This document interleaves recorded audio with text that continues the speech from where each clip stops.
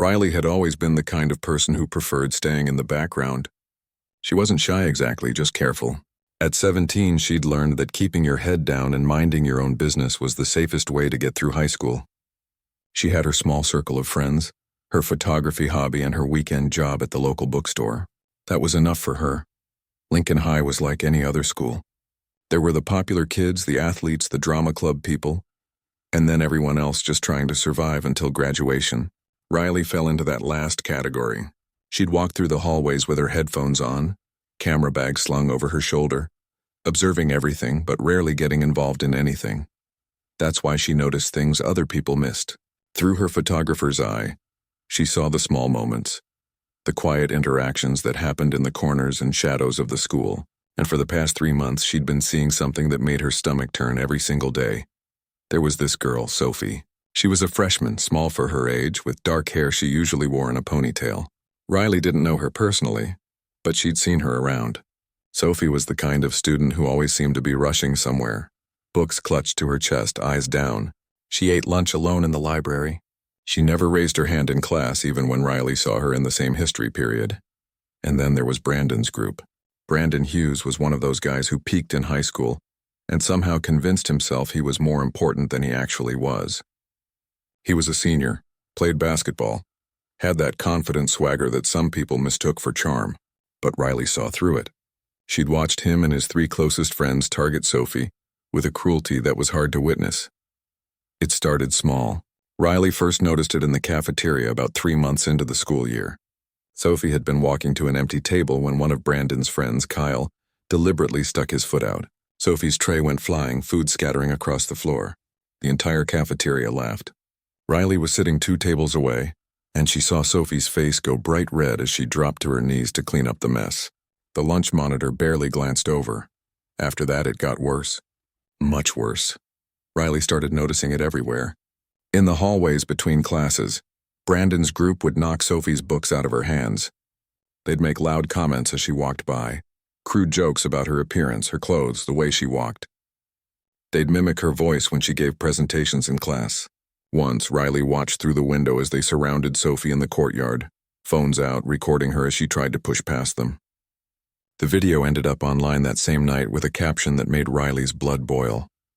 The thing that haunted Riley most was that nobody did anything. Teachers walked right past these incidents. Other students laughed or looked away. The whole school had created this silent agreement that what was happening to Sophie was somehow acceptable, or at least not their problem. Riley wanted to look away too.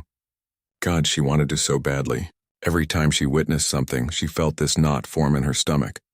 This sick feeling that told her she should do something. But then fear would wash over her. Fear that if she spoke up, she'd become the next target. Fear that her quiet, safe existence would be destroyed. Fear that it wouldn't even matter anyway. So she stayed silent, and that silence felt like a weight she carried around every day. One afternoon in late October, Riley stayed after school to work on a photography project in the darkroom. The art building was mostly empty by 4 o'clock, which was why she liked it. She could work in peace, develop her photos, lose herself in the creative process. She was walking to her car around 5:30 when she heard crying. It was coming from behind the old gymnasium, near the equipment shed that nobody really used anymore. Riley almost kept walking. It wasn't her business. Someone was upset, but there were counselors for that. Friends, family. She didn't need to get involved, but something made her stop.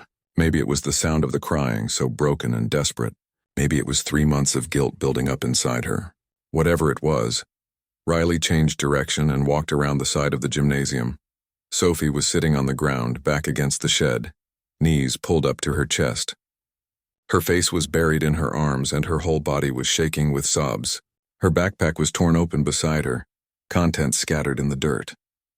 Someone had written something cruel on her notebook in permanent marker. Riley stood there for a moment, frozen. This was it. This was the moment where she had to choose. She could walk away, pretend she hadn't seen anything, go home and eat dinner and do her homework and continue living her safe, quiet life. Or she could step forward. She stepped forward.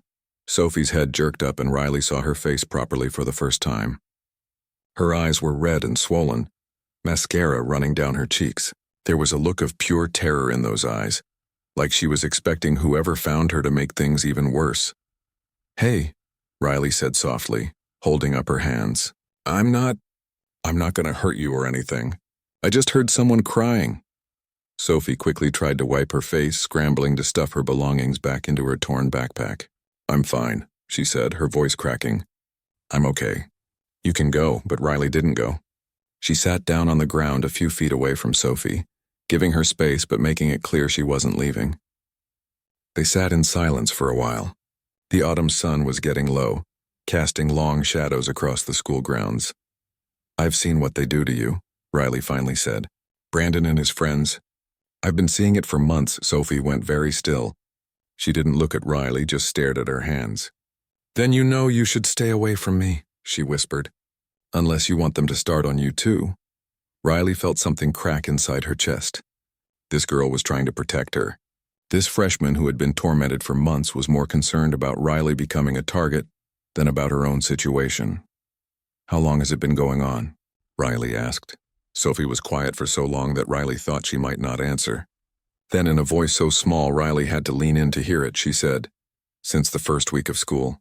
Brandon asked me out as a joke in front of everyone. I didn't know it was a joke. I thought someone actually liked me. When I said yes, they all started laughing. Posted about it online, called me desperate, said I was delusional. It hasn't stopped since. Riley felt anger rising in her chest, hot and fierce. She thought about all the times she'd walked past, all the times she'd witnessed something and done nothing. She thought about every other student who'd seen and stayed silent. They were all complicit. She was complicit. I'm sorry, Riley said, and she meant it. I'm sorry I didn't say anything before. I'm sorry I just watched. Sophie finally looked at her, confusion on her face. She clearly wasn't expecting an apology. Nobody had apologized to her in months. Why are you here? Sophie asked. Why now? Riley thought about that question. Why now? What had changed? The bullying had been going on for months. She'd known about it for months. What made today different? The truth was she didn't have a good answer. Maybe it was just that she'd finally hit her limit. Maybe seeing Sophie broken and alone behind the gymnasium was the thing that finally made her realize that silence wasn't neutral. Silence was a choice, and she'd been choosing wrong. I don't know, Riley admitted. I couldn't walk away this time. They sat together as the sun set. Two girls who barely knew each other, connected by months of witnessed cruelty. Eventually, Riley helped Sophie gather her things. She walked her to her car. They didn't talk much, but something had shifted. For the first time in months, Sophie wasn't completely alone. And for the first time in months, Riley had made a choice that felt right. That night, Riley couldn't sleep. She lay in bed staring at her ceiling, her mind racing. She kept seeing Sophie's face, the resignation in her eyes, the way she'd accepted this treatment as if she deserved it. She thought about Brandon and his friends, walking around school like they owned the place, facing no consequences for their actions. Something had to change. Someone had to do something, and Riley realized with absolute certainty that someone was going to be her. Anna arrived at work Friday morning with a plan.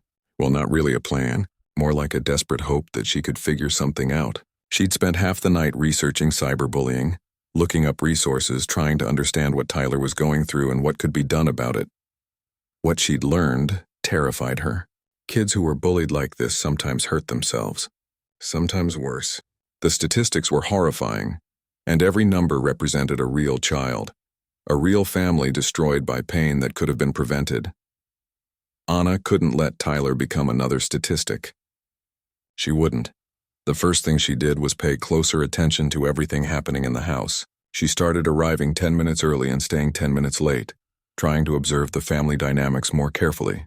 What she saw only confirmed her worst fears. Patricia was completely checked out. She spent her mornings at the gym or getting beauty treatments, her afternoons shopping or having lunch with friends, her evenings at charity events or dinner parties. She'd breeze through the house like a tornado of expensive perfume and designer clothes, barely acknowledging Tyler's existence. If she saw him at all, she'd make some passing comment about his appearance or remind him about some social obligation he needed to attend. Anna watched one particularly painful interaction on a Saturday afternoon. Tyler had come downstairs looking for something to eat, moving slowly like every step took effort. Patricia was on the phone planning some gala event, and when she saw Tyler, she covered the phone with her hand. Tyler, honey, you really need to start working out or something. You're getting too thin. It doesn't look healthy. Tyler mumbled something and turned to leave and smile more. Patricia called after him. You always look so gloomy. Nobody likes a gloomy teenager. Anna, who was dusting the living room and pretending not to listen, saw Tyler's shoulders sag even more as he disappeared back upstairs without getting any food. She wanted to scream. The boy was clearly depressed, clearly suffering, and his mother's response was to criticize his appearance and tell him to smile more. Anna started keeping her own notes about what she observed. Not just about Tyler, but about the whole family dynamic. She documented the days Tyler stayed home from school, the times she heard him crying, the barely touched meals she'd clear from his room. She noted how often Patricia was actually home and paying attention, which wasn't often. She wrote down every concerning thing she saw. She felt a bit like a spy, and the guilt gnawed at her. This wasn't her family. This wasn't her business. She was risking her job, maybe even legal trouble, by documenting all of this. But every time she thought about stopping, she'd remember those cruel messages on Tyler's laptop. And she'd keep going. One afternoon in early November, Anna noticed Tyler had stopped going to school altogether. It had been 5 days straight that he'd been home, locked in his room. She tried mentioning it to Patricia again. Mrs. Hayes, I'm sorry to bring this up, but Tyler hasn't been to school all week. I'm really worried about him. Patricia looked up from her tablet where she was scrolling through social media, annoyed at being interrupted. He has a cold or something. He'll go back when he feels better. I really think maybe he should see a doctor, Anna pressed. Or maybe talk to someone like a counselor. Patricia's expression turned cold. Anna, I need you to understand something. You work for me. You clean my house. That's your job. Tyler is my son, and how I raise him is not your concern. Do I make myself clear? Anna swallowed hard. Yes, ma'am. I'm sorry. Good, now the guest bathroom needs to be deep cleaned. We have people coming this weekend. Anna left that conversation feeling worse than before. She was hitting a wall with Patricia, and she didn't have any way to contact Richard Hayes directly. The man was on another international business trip, probably not even aware his son hadn't been to school in a week. That weekend, while Patricia was hosting one of her dinner parties downstairs, Anna made a decision that crossed a line she'd been afraid to cross. She went into Tyler's room while he was in the bathroom and looked through his things. Not to invade his privacy, but to gather more evidence, to build a case that someone in authority would have to take seriously. She found Tyler's phone charging on his nightstand. Her hands shook as she picked it up, knowing this was wrong, knowing she could get in serious trouble. The phone wasn't locked, which surprised her. She quickly opened his messages and social media apps. What Anna found was even worse than what she'd seen on the laptop. The bullying was constant and relentless. Messages came in at all hours, day and night. Group chats where dozens of kids from his school were mocking him. Photos of Tyler taken without his permission, edited to make him look ridiculous, shared across multiple platforms. There were threats too, nothing explicitly violent, but intimidating enough to make a 14-year-old boy afraid to go to school. Better not show your face tomorrow. Everyone knows you're a loser. You should just disappear. Anna took screenshots with her own phone, her stomach churning with every new horrible message she documented. She felt sick knowing Tyler had been dealing with this alone. Reading these messages day after day, night after night, with nowhere to turn and no one to help him. But what really broke Anna's heart was Tyler's own search history. She almost wished she hadn't seen it, but she couldn't look away. He'd been searching things like how to make bullying stop, what to do when no one believes you, and most concerning of all, how to make pain go away permanently. Anna's hands were shaking so badly she could barely hold the phone. Those searches suggested Tyler was thinking about ending his life. This had gone far beyond regular teenage drama or a phase. This was a crisis, and still nobody was doing anything about it. She put the phone back exactly where she'd found it and left the room quickly, her heart pounding. She spent the rest of the weekend in a state of anxiety, barely sleeping, barely eating, trying to figure out what to do with all this information she'd gathered. On Monday morning, Anna made another attempt with Patricia. She caught her before she left for her morning yoga class. Mrs. Hayes, I really need to talk to you about Tyler. It's important. Patricia sighed dramatically. Anna, we've been over this. Tyler is fine. He's not fine, Anna said more forcefully than she'd intended. I've seen things, Mrs. Hayes. Messages on his phone, videos, evidence that he's being badly bullied at school.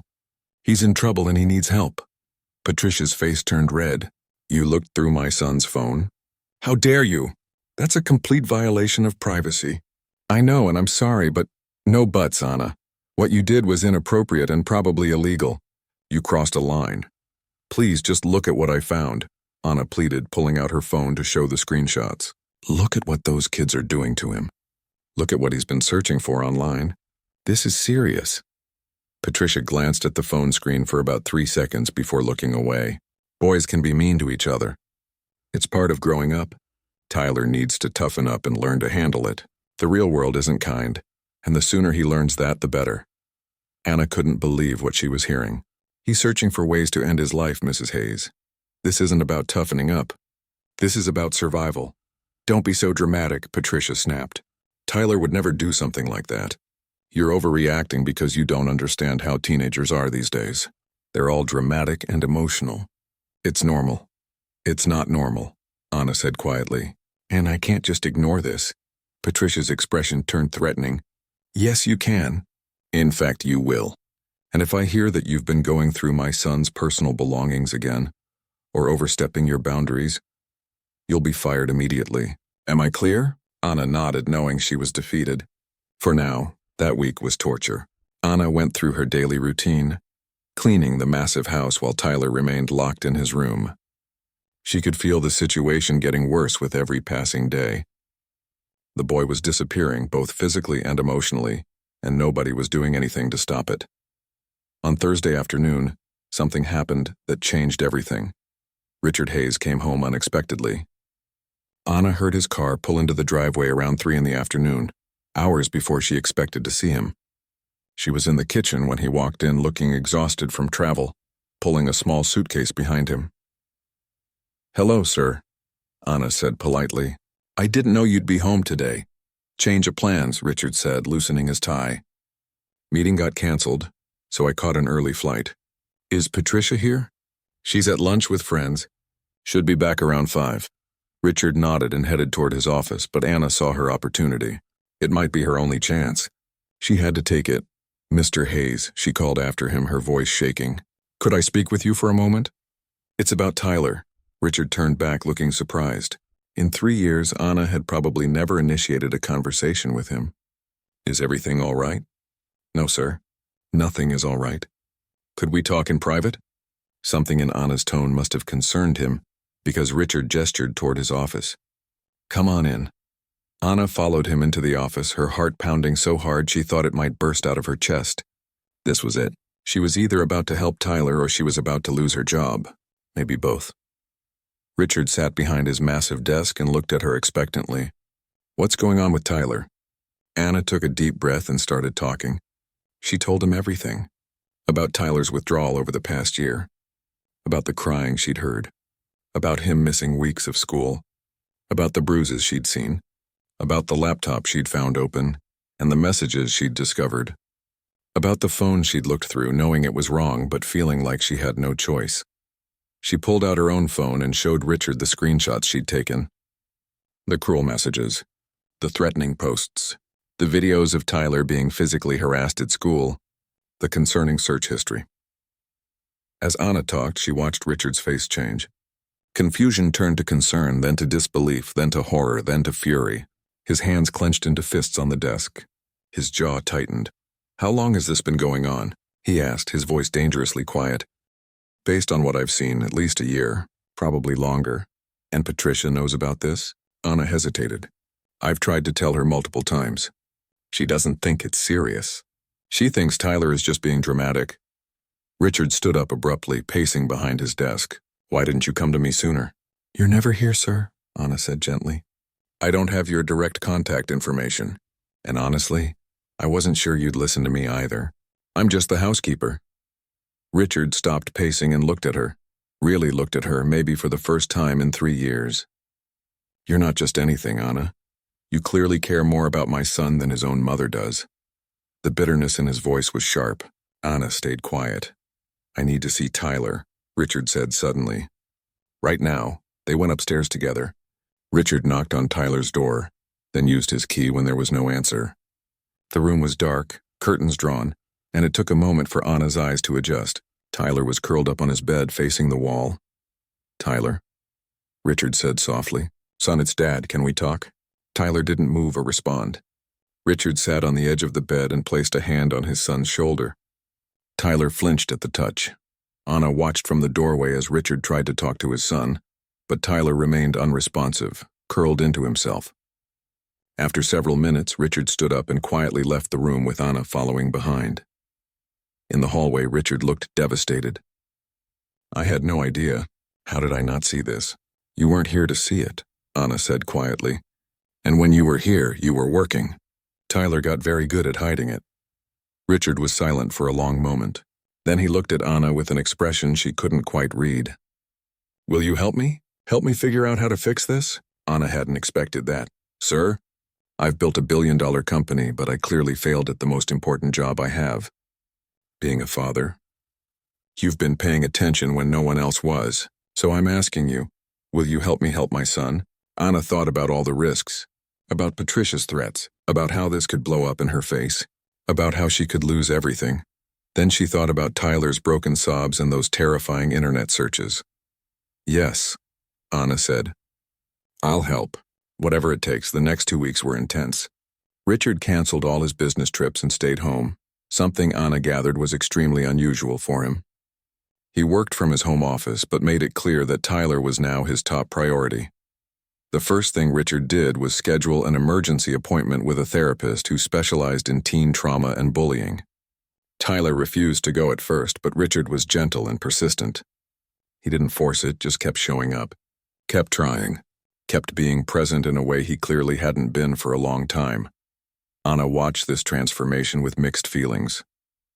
She was glad Richard was finally paying attention, but she also felt angry that it had taken this long, that it had required an outside person, the housekeeper, to make him see what was happening in his own home. Patricia was a different story. When she found out that Anna had shown Richard the evidence, she was furious. She cornered Anna in the kitchen one morning while Richard was upstairs with Tyler. "You had no right," Patricia hissed, keeping her voice low. "No right to go through my son's things, no right to involve my husband, no right to interfere in our family." "Tyler needed help," Anna said quietly, standing her ground. "Someone had to do something. You've made everything worse. Tyler is embarrassed that the hired help knows his business, and now Richard thinks I'm a terrible mother." Anna wanted to say that maybe Patricia should have been paying attention to her son instead of her social calendar, but she bit her tongue. Getting into a fight with Patricia wouldn't help Tyler. "I'm sorry if I overstepped," Anna said carefully. "But I'd do it again." Tyler was in crisis. Patricia's eyes flashed with anger. "When Richard loses interest in this little project and goes back to work, you're gone. I'll make sure of it." Anna nodded. She'd expected this. But she'd made her choice and she'd live with the consequences. Over the next week, Anna and Richard worked together to document everything thoroughly. Richard hired a private investigator to gather more evidence of the bullying. They compiled videos, messages, social media posts, and testimonies from other parents whose children attended the same school. What they discovered was horrifying. Tyler wasn't the only victim. There was a whole group of kids at the academy who'd been systematically bullied by the same crowd of popular students. The school administration knew about it but had done virtually nothing except have a few talks with parents that led nowhere. Richard was building a case, though Anna wasn't sure what kind of case or what he planned to do with it. He was focused and determined in a way that suggested he was treating this like a business problem to solve. Which in a way it was. Tyler slowly started opening up, not to Richard or Patricia but to the therapist, and sometimes, surprisingly, to Anna. Maybe because she'd been the first person to really see his pain. Maybe because she was safe. Not a parent, not a teacher, just someone who cared. One afternoon, Anna was cleaning Tyler's bathroom while he sat at his desk doing homework. Usually she worked in silence, but today Tyler spoke. "I know you're the one who told my dad." Anna paused, unsure how to respond. "Yes, I'm sorry if that made things harder for you." "It didn't," Tyler said quietly. "I mean, it's weird that you saw all that stuff. Kind of embarrassing. But I'm glad someone finally did something." Anna turned to look at him. "You deserved someone doing something a long time ago." Tyler's eyes filled with tears. "I tried to tell my mom. Last year, when it first started getting really bad, but she just said I needed to be stronger, that I was being too sensitive, so I stopped trying to tell anyone. Anna's heart broke. She walked over and sat in the chair across from Tyler's desk. That must have been so lonely. It was, Tyler whispered. I felt like I was drowning, and everyone around me was just watching. I'm so sorry, Anna said. You deserve better than that. You deserved parents who listened. They sat in comfortable silence for a moment. Then Tyler asked, why did you care? You didn't have to. You could have just ignored it like everyone else. Anna thought about that question. I have kids your age, and I thought about what I'd want someone to do if they were suffering and I didn't know about it. I'd want someone to care enough to help even if it was hard, even if it cost them something. Tyler nodded slowly. My dad told me you might lose your job because of this. Because of telling him. Maybe, Anna admitted. But some things are more important than a job. That's really brave, Tyler said. Anna smiled sadly. Or really stupid. Time will tell. By the end of November, Richard had a plan. And it was bold. Maybe too bold. When he explained it to Anna, her first reaction was disbelief. You want to do what? Richard was in his office and Anna had been called in to discuss next steps. I want to host an event. Invite all the parents from Tyler's grade at the academy. Tell them we're having a casual evening to discuss school programs or something. Get them all in one room. And then show them exactly what's been happening. That's going to make a lot of people very angry, Anna pointed out. Good, Richard said flatly. They should be angry. Their children have been either torturing other kids or standing by and watching it happen. Either way, they need to know. What about Tyler? Having all of this exposed publicly in front of his classmates' parents, that could be really hard for him. Richard leaned back in his chair. I've talked to Tyler's therapist about it. She thinks it could actually be empowering for him. Right now he's carrying all this shame like it's his fault he was bullied. Making it public, making the perpetrators face consequences, that could help him see that he wasn't the problem. They were. Anna wasn't entirely convinced, but she understood Richard's thinking. He was a businessman who solved problems by bringing them into the light and forcing action. This was his way of handling the situation. What do you need from me? Anna asked. I need you to be there. To speak, if you're willing. You're the one who saw everything first. Your perspective matters. Anna's stomach dropped. Speak, in front of all those wealthy parents? Mr. Hayes, Don't say you're just the housekeeper, Richard interrupted. You're the person who had the courage to act when everyone else looked away, including me. Your voice matters, Anna. Maybe more than mine. Anna went home that night with her head spinning. The idea of standing up in front of dozens of rich, powerful parents and telling them their children were bullies terrified her. They'd tear her apart. They'd make her life hell. And for what? She couldn't undo what had happened to Tyler. She couldn't fix the broken system at that school, but maybe she could make them pay attention. Maybe she could make them see what their indifference had cost. Anna talked to her own kids about it that night. Her daughter, Lucia, was 15 and her son, Diego, was 13. She explained the situation without using names or too many details. So this kid at the house where you work is being bullied? Lucia asked. Was being bullied, Anna corrected. We're trying to stop it now, but his dad wants me to speak at this event and I'm scared.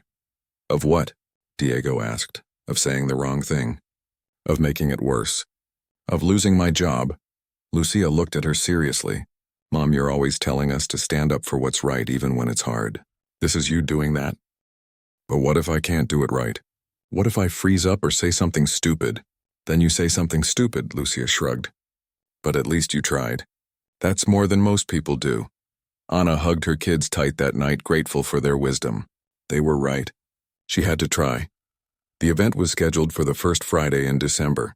Richard sent out elegant invitations to all the parents in Tyler's grade, about 40 families total. The invitation said it was a casual evening to discuss strengthening school community and programs. Wine and appetizers would be served. Business casual dress code. Most parents RSVP'd yes. Who would turn down an invitation to a billionaire's mansion? The day of the event, Anna arrived early to help coordinate. Richard had hired caterers, but Anna wanted to make sure everything was perfect. Not for Patricia's sake, but because this evening mattered. It mattered more than any dinner party or gala Patricia had ever hosted. Patricia, for her part, was barely speaking to either Anna or Richard. She'd tried to cancel the event. calling it a terrible idea that would embarrass the family. When Richard refused, she'd threatened not to attend. Richard told her that was fine, she could sit it out. So Patricia was upstairs in the master bedroom sulking. Tyler was upstairs too, in his room. He knew what was happening, but had chosen not to attend. "I don't want to see their faces," he'd told his dad. "Just make them understand what they did." By 7 o'clock, the mansion's living room and dining room were filled with well-dressed parents holding wine glasses and making small talk. Anna watched from the kitchen, her stomach in knots. She'd changed out of her usual work clothes into a simple black dress she'd borrowed from her sister. She wanted to look presentable, but not like she was trying too hard. Richard stood near the fireplace, looking calm and collected, though Anna could see the tension in his jaw. At 7:30, he cleared his throat and asked everyone to take a seat. The crowd settled into chairs and sofas, curious about what this was all about. "Thank you all for coming," Richard began, his voice steady. "I know the invitation was a bit vague about tonight's purpose. That was intentional, because what I need to discuss with you isn't easy, and I knew if I was honest in the invitation, many of you wouldn't come." The room went quiet. Parents exchanged confused glances. "My son, Tyler, has been systematically bullied for the past year and a half by students at the academy. Some of your children were directly involved. Others witnessed it and did nothing. The result has been that my 14-year-old son became suicidal, while the adults in his life, including me, failed to notice or act." The room erupted in uncomfortable murmurs. Several parents looked offended. Richard held up his hand. "I'm not here to accuse anyone without evidence. I'm here to show you exactly what's been happening in the school where we send our children. And then we're going to have a very serious conversation about what we're going to do about it." He nodded to his assistant, who dimmed the lights and turned on a large screen that had been set up. What appeared on that screen made several parents gasp. Screenshots of group chats, messages planning to humiliate Tyler, cruel posts mocking his appearance, and then, most damning of all, videos of Tyler being shoved in hallways, having his lunch tray knocked over, being surrounded and mocked while phones recorded it all. The room was completely silent except for the audio from the videos. Anna watched parents' faces change from defensive to shocked to horrified. Some were covering their mouths. Others had tears in their eyes. A few looked angry, but she couldn't tell if they were angry at their children or at Richard for exposing this. When the presentation ended and the lights came back up, nobody spoke for a long moment. Then Richard said, "Some of your children created these messages and videos. Others participated. Others just watched and did nothing. But the result was the same. A child nearly died because we all failed him. A woman near the front stood up, her face pale. 'My son wouldn't do something like this. There must be some mistake.' 'There's no mistake,' Richard said calmly. 'I have comprehensive documentation. Names, dates, screenshots with usernames visible. If you'd like to verify whether your child was involved, I'll be happy to show you the evidence after we're done here.' Another parent, a man in an expensive suit, spoke up angrily. 'This is outrageous. You invited us here under false pretenses to publicly shame our children?' 'I invited you here to make you see what's been happening,' Richard corrected, because clearly the school's approach of quiet conversations and internal discipline isn't working. This has been going on for over a year. The school knows. They've done nothing effective. So yes, I'm making it public, because maybe public accountability will create the change that private reports haven't." Anna watched as more parents tried to defend their children, to minimize what they'd seen, to deflect blame. It was exactly what she'd expected. People didn't want to believe their children were capable of cruelty. That's when Richard gestured to Anna. "I'd like you to hear from someone else now. Anna Martinez works in my home as a housekeeper. She was the first person to really see what was happening to my son. Anna, would you like to say something?" Anna's legs felt like jelly as she stood up and walked to the front of the room. 40 sets of eyes watched her, most of them assessing, some openly hostile. She was acutely aware that she was the only person in the room who wasn't wealthy, the only one who wasn't part of their social circle. "I'm not used to public speaking," Anna started, her voice shaking slightly. "And I know most of you probably don't think I have any right to be talking to you about your children. I'm just the housekeeper," she paused, gathering courage. "But being the housekeeper means I see things. I'm in the background. I'm invisible to most people. And that invisibility let me see Tyler's suffering when nobody else was paying attention. Anna stood in front of the room, looking at all those faces staring back at her. Some looked curious. Some looked angry. Most looked uncomfortable. She took a deep breath and continued. For 3 years, I've worked in the Hayes home. I've cleaned their rooms, done their laundry, organized their spaces. And in all that time, I was basically invisible. That's normal for people like me. We're supposed to blend into the background, do our jobs quietly, and not get involved in family business. She saw a few parents nodding, probably thinking she should have stayed that way. But here's the thing about being invisible, Anna said, her voice getting stronger. When you're invisible, you see things other people miss. You notice the small details, the changes, the warning signs. Anna described what she'd witnessed over the past year: Tyler's withdrawal, the crying she'd heard, the missed school days, the bruises hidden under long sleeves, the way he'd stopped eating, the way he'd stopped being present in his own life. I tried to tell Mrs. Hayes multiple times that something was wrong with Tyler. She told me I was overreacting, that boys are dramatic, that he'd be fine. Anna's voice cracked slightly. He wasn't fine. He was drowning and nobody was paying attention. A woman in the back spoke up. What did you expect her to do? Teenage boys don't want to talk to their parents. They're moody. That's normal. Anna looked directly at her. What's normal about a 14-year-old searching online for ways to end his life? The room went silent. That's what Tyler was doing, Anna continued quietly. I saw his search history. How to make the pain stop. Ways to disappear. Will anyone miss me? Those aren't normal teenage searches. Those are cries for help from someone who's lost all hope. She could see several parents shifting uncomfortably in their seats. Good. They should be uncomfortable. I have 2 kids, Anna said, both around Tyler's age. I work long hours to support them, to give them opportunities I never had. And I thought about what I'd want someone to do if my kids were suffering like Tyler was suffering. I'd want someone to care. I'd want someone to act, even if that someone was just a housekeeper who had no business getting involved. A man near the front interrupted. So you went through a child's personal belongings? His phone, his computer? Don't you think that's a violation of his privacy? Yes, Anna admitted. It absolutely was. And I knew it was wrong while I was doing it. But I also knew that respecting Tyler's privacy wasn't as important as saving his life. So I made a choice. I violated his privacy to try to help him. That's not your place, another parent said sharply. You're not his mother. You're not a therapist. You're the hired help. Anna felt anger rise in her chest at that dismissive tone. You're right. I'm the hired help. I clean toilets and scrub floors and make beds. That's my job. But apparently being the hired help also meant I was the only one paying enough attention to notice a child was in crisis. The room erupted in defensive murmurs. Several parents started talking over each other. Richard held up his hand to quiet them down. I know this is uncomfortable, Anna said, her voice cutting through the noise. I know you don't want to believe your children are capable of this kind of cruelty. I wouldn't want to believe it either. But I saw the messages. I saw the videos. And more importantly, I saw what it did to Tyler.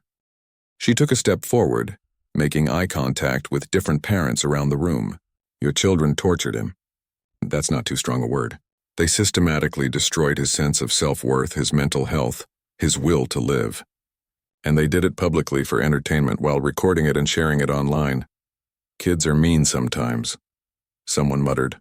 It's part of growing up. No, Anna said firmly. Kids can be thoughtless. They can be immature. They can say things without thinking. But what happened to Tyler wasn't thoughtless. It was calculated and sustained. That's not normal kid behavior. That's bullying. And when bullying gets this extreme, kids die.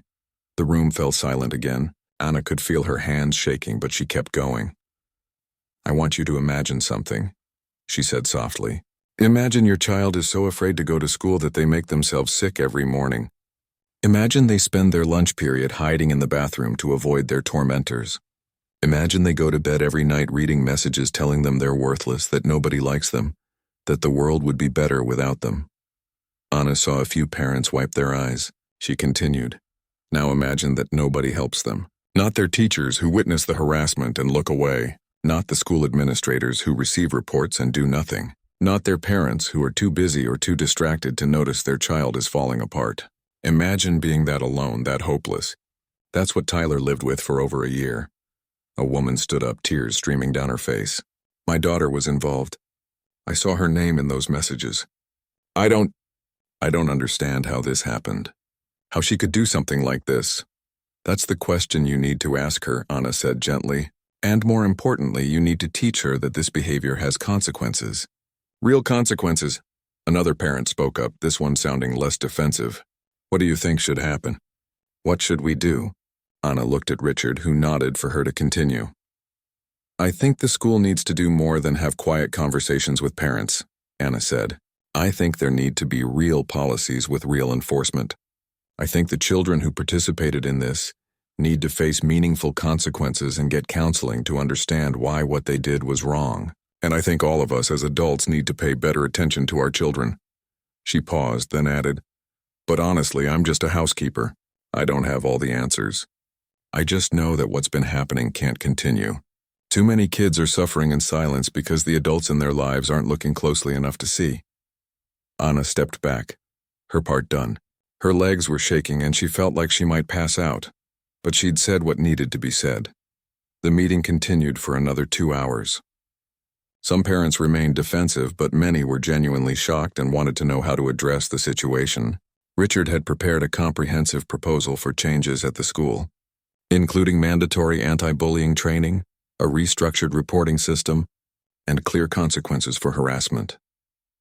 Several parents whose children had been identified as the primary bullies tried to threaten legal action against Richard for defamation. Richard calmly pulled out documentation showing that every claim he'd made was supported by evidence, and reminded them that truth was a complete defense against defamation charges. By the end of the evening, a group of parents had committed to meeting with the school administration to demand changes. Others promised to have serious conversations with their children. A few left angry and defensive, but Anna could tell that seeds had been planted. The next few weeks were chaotic. Word spread quickly about what had happened at Richard's event. The school administration initially tried to downplay the situation, but with multiple parents now involved and threatening to pull their children out or sue the school, they couldn't ignore it anymore. An emergency school board meeting was called. Richard attended and presented his evidence. The local news got wind of the story and ran a feature on bullying at elite private schools. Suddenly, the academy's reputation was on the line. The consequences came swiftly.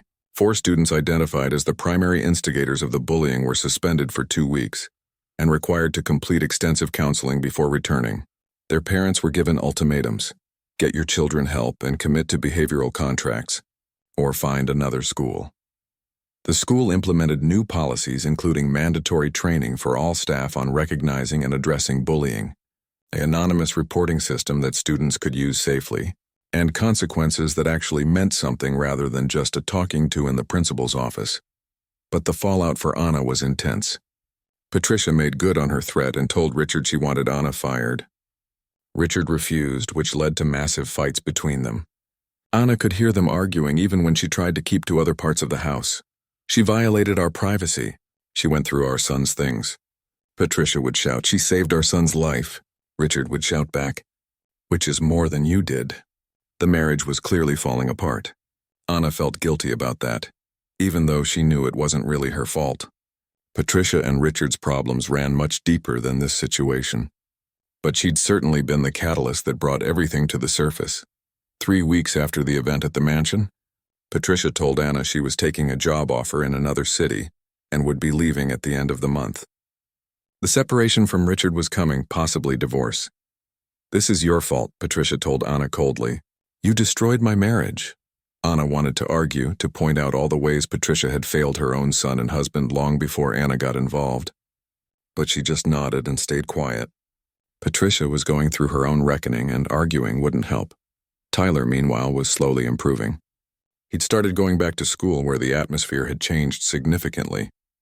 The students who'd bullied him were either suspended or noticeably quiet and careful. Other students who'd witnessed the bullying but stayed silent were now speaking up when they saw problems.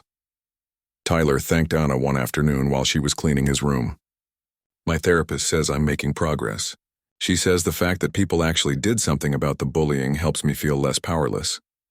I'm glad, Anna said sincerely. You deserved people doing something a long time ago. My parents are getting divorced because of all this, Tyler said quietly. Mom blames you. She blames Dad. She blames everyone except herself. I'm sorry, Anna said. Divorce is hard, Tyler shrugged. Honestly, I think they've been unhappy for a while. This just made it obvious. And Dad's actually here now. Like really here. That's new, it was true. Richard had drastically scaled back his work travel. He worked from home most days, made time for family dinners with Tyler, attended Tyler's therapy sessions. He was learning to be a present father, and though it was clearly awkward sometimes, he was trying. One afternoon in late December, Richard called Anna into his office. She went nervously, still half expecting to be fired even though Richard had stood up for her multiple times. Sit down, Richard said, gesturing to a chair. I want to talk to you about something. Anna sat, her heart pounding. I've been thinking about what you did, Richard began. How you risked your job, your livelihood to help my son. How you paid attention when nobody else did. How you had the courage to speak up at that event even though you knew those parents would look down on you. I just did what felt right, Anna said quietly. Exactly, Richard said. You did what felt right even when it was hard. Even when it cost you something. That's rare, Anna, that's valuable. He paused, then continued. I'm starting a foundation. It's going to focus on teen mental health and bullying prevention. I want to fund programs in schools, train educators, support families dealing with these issues. And I want you to help me run it. Anna stared at him. What? Mr. Hayes, I'm not qualified for something like that. I clean houses. I didn't even finish college. You're more qualified than you think, Richard said. You have perspective that people with fancy degrees don't have. You understand what it means to be overlooked, to be invisible. You understand what it takes to speak up when everyone tells you to stay quiet. That's exactly the kind of leadership this foundation needs. I don't know anything about running a nonprofit, Anna protested. Neither do I, Richard admitted. We'll figure it out together. I'll hire people who know the technical stuff, but I need someone at the heart of it who genuinely cares, who has lived experience with being powerless and finding power anyway. That's you, Anna. Anna felt tears forming in her eyes. Why would you trust me with something this important? Richard looked at her seriously. Because you saved my son when I couldn't. Because you saw him when everyone else looked away. Because you're exactly the kind of person who should be leading work that helps vulnerable kids. Will you do it? Anna thought about her own children, about Tyler, about all the other kids out there suffering in silence. She thought about what it would mean to have the resources to actually help them, to create change on a bigger scale than just one household. Yes, Anna said, wiping her eyes. Yes, I'll do it. Richard smiled, the first genuine smile Anna had seen from him in weeks. Good, we start planning in January, and Anna, the salary will be triple what you're making now. You've earned it.